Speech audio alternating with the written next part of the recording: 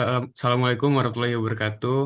Baiklah, pada kesempatan kali ini kelompok kami akan mempresentasikan hasil diskusi kami terkait eh, pemodeling dari PT Astra Susun. Eh, Lanjut. Sebelum itu, perkenalkan nama saya M. Satria Wibawa dengan NIM 240436167. Lalu rekan-rekan saya. Saya Muhammad Zafran Yusra dengan NIM 24043040. Saya Muhammad Alif dengan NIM 240436061. Oke, lanjut saja ke materi pertama. Company profile dari PT Astra. Nama perusahaan PT Astra Susun yang beralamat Jalan Gaya Motoraya nomor 8 kawasan Industri Sunter 2 Jakarta Utara, DKI Jakarta, Indonesia. Yang dimana perusahaan ini berlokasi strategis di pusat industri otomotif Jakarta sehingga memudahkan akses logistik, distribusi produk, serta koordinasi dengan mitra dan pelanggan utama di dalam maupun di luar negeri. Yang kedua, bidang usaha. Jadi perusahaan ini eh, merupakan perusahaan manufaktur yang berfokus pada produksi dan distribusi komponen otomotif, khususnya sistem suspensi kendaraan. Perusahaan ini termasuk dalam industri otomotif yang sangat kompetitif dan berkembang pesat dalam operasionalnya. PT Astra Susun berperan sebagai pemasok komponen penting bagi berbagai pabrik mobil dan motor ternama, baik di pasar domestik maupun ekspor. Yang ketiga ada struktur organisasi. Jadi PT Astra Susun menerapkan sistem hierarki yang jelas dan efisien dengan pembagian tugas dan tanggung jawab yang terstruktur. Tujuannya adalah untuk menunjang kelancaran perusahaan dan memastikan pengawasan setiap level manajemen. Secara garis besar, ada yang pertama itu ada direktur utama atau CEO yang bertanggung jawab atas seluruh arah strategis dan kinerja perusahaan. Yang kedua ada wakil direktur atau deputi direktor yang membantu tugas CEO dalam pengawasan dan pelaksanaan kebijakan strategi. Yang ketiga ada manajer produksi yang mengelola proses produksi dan bahan baku hingga barang jadi. Lalu ada manajer keuangan dan akuntansi, mengatur pencatatan transaksi keuangan, laporan keuangan, perencanaan anggaran, serta perpajakan. Lalu ada manajer pemasaran dan penjualan, yaitu menyusun strategi pemasaran, mengelola hubungan pelanggan, dan memonitor penjualan. Lalu ada manajer sumber daya manusia atau HR manager yang bertanggung jawab untuk perekrutan pelatihan dan pengelolaan karyawan. Lalu ada kepala divisi teknologi informasi atau IT manager mengembangkan dan mengelola sistem informasi yang digunakan perusahaan. Yang keempat ada produk atau jasa utama. Jadi PT Astra Susun memiliki berbagai lini produk yang dirancang untuk memenuhi kebutuhan pasar otomotif. Semua produk dirancang dan diproduksi dengan standar kualitas tinggi dan melalui proses kontrol mutu yang ketat. Produk utamanya adalah shock absorber untuk mobil dengan niaga. Uh, Lalu ada perdau spring untuk kendaraan berat dan truk, lalu ada coil spring untuk motor dan mobil, suspensi custom untuk kendaraan modifikasi atau kebutuhan khusus industri. Lalu selain itu ada produk fisik perusahaan seperti dan layanan seperti konsultasi teknis terkait pemasangan dan pemilihan sistem suspensi, layanan purna jual dan garansi, pelatihan teknisi dan dukungan teknis untuk mitra distributor. Oh, yang kelima ada sistem informasi yang digunakan. Jadi Pestra Astra itu menggunakan sistem informasi akuntansi atau SIA, lalu ada sistem manajemen persediaan, modul sumber daya manusia, modulan dan distribusi, dan sistem ERP. Baik, itu saja penjelasan dari saya. Selanjutnya akan dijelaskan oleh pemateri selanjutnya.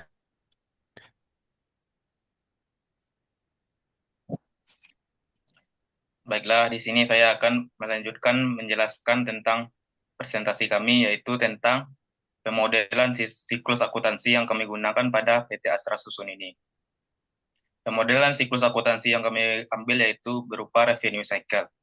Revenue revenue cycle atau siklus pendapatan di PT Astra Susun menggambarkan seluruh proses bisnis yang terkait dengan aktivitas penjualan produk hingga penerimaan pembayaran dari pelanggan. Proses ini sangat penting untuk menjamin arus kas perusahaan dan keterkaitan langsung dengan sistem instan yang digunakan untuk catatan pelaporan keuangan. Di sini kami gunakan pemodelan bermodel BPMN untuk menggambarkan alur proses bisnis dan dalam revenue cycle ini. Mana kami menggunakan tools berupa Drawwire dari situs membuat diagram-diagram atau alur proses dalam news. Oke, langsung saja. Faktor dan proses yang terlibat dalam Astra dalam revenue cycle ini ada beberapa faktor utama yang terlibatnya, yaitu dimulai dari pelanggan, divisi penjualan, divisi produk gudang atau logistik, divisi keuangan dan akuntansi, serta divisi teknologi. Setiap aktor memiliki peran masing-masing menjalankan proses dari awal hingga akhir. Pelanggan berperan sebagai pihak yang mengajukan permintaan atau pesanan produk.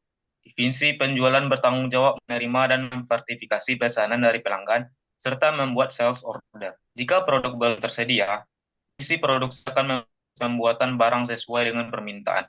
Setelah produk siap, divisi gudang akan pengemasan dan pengiriman barang ke pelanggan. Sementara itu, divisi keuangan dan akuntansi menangani pembuatan faktur atau invoice, pencatatan piutang, dan proses penerimaan pembayaran.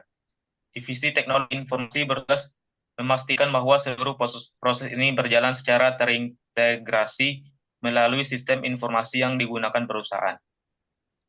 Selanjutnya, dalam tabel yang telah kami buat berupa BPMN itu merupakan aliran dokumen dan transaksi. Aliran dokumen dan transaksi dari siklus akuntansi revenue cycle. Dapat dilihat pada tabel tersebut. Yang pertama sekali yaitu ada berupa simbol lingkaran. Simbol lingkaran ini memiliki arti bahwasanya serangkaian aktivitas telah dimulai atau sedang berjalan.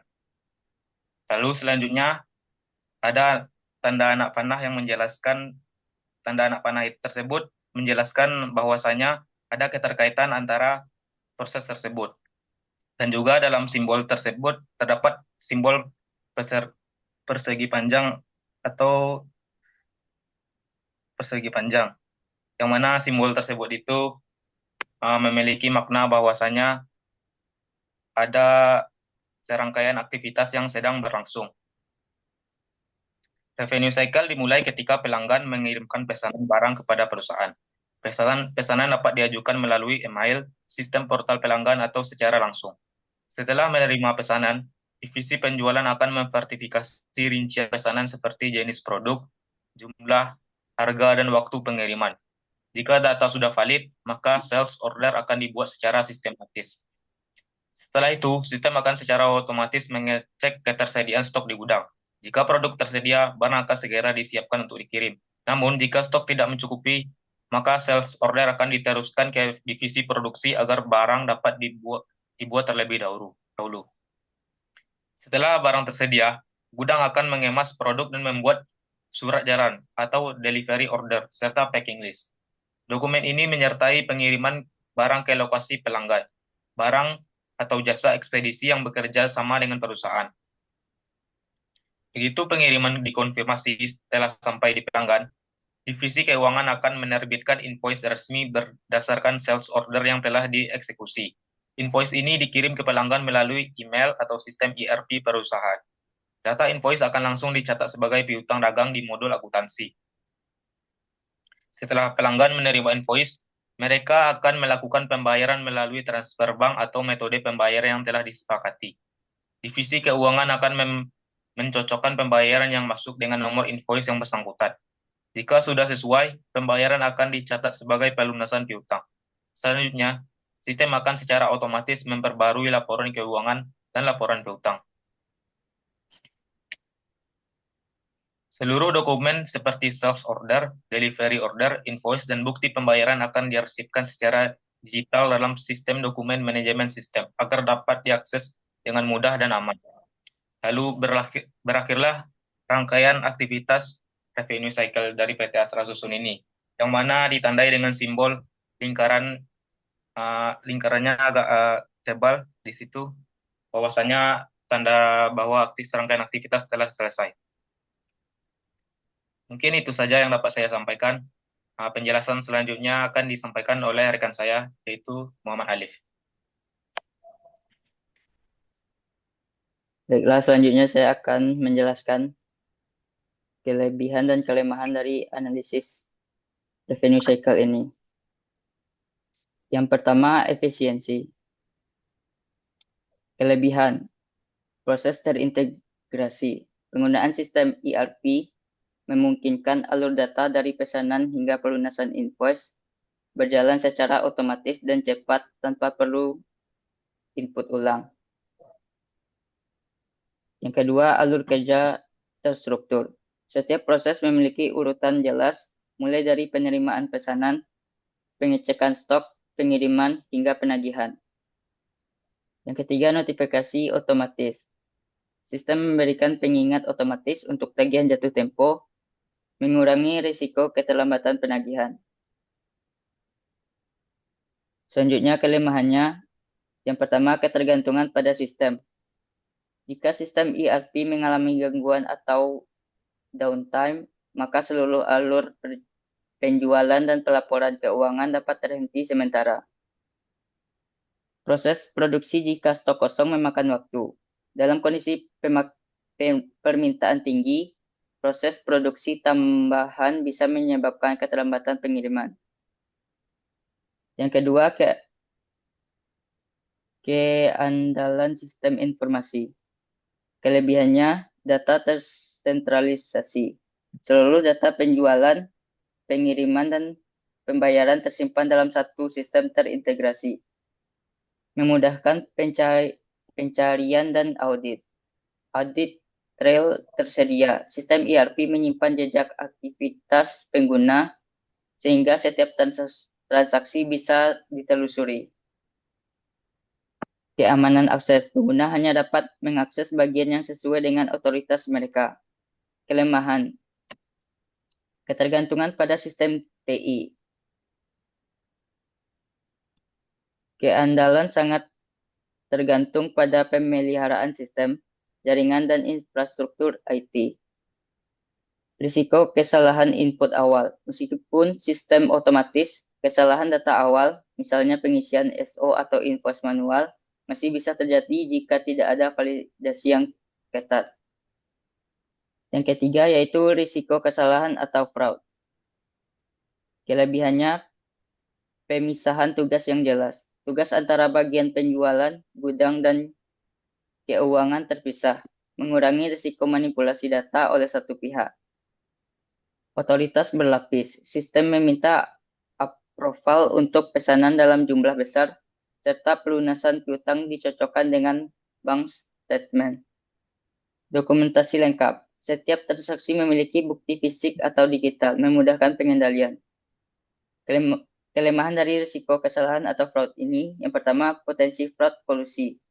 Jika terdapat kerjasama antara oknum dari beberapa divisi, misalnya penjualan dan keuangan, masih memungkinkan terjadinya manipulasi.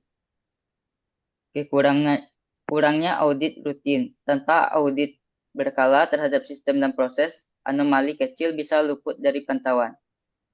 Yang keempat, kesesuaian dengan prinsip pengendalian internal. Kelebihannya, pengendalian otoritas.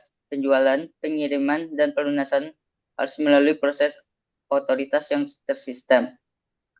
Rekonsiliasi berkala. Pelunasan pembayaran dicocokkan dengan mutasi bank dan pencatatan invoice.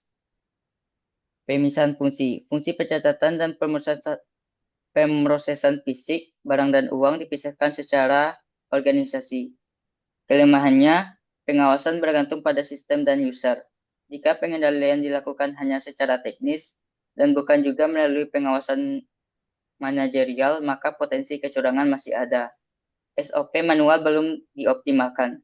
Jika ada perubahan sistem atau alur kerja baru, namun belum didukung oleh SOP tertulis yang diperbarui, maka karyawan dapat bertindak tanpa acuan formal.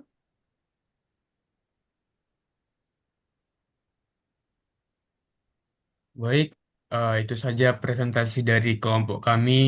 Lebih dan kurang kami mohon maaf. Eh, Akhirul kalam. Assalamualaikum warahmatullahi wabarakatuh.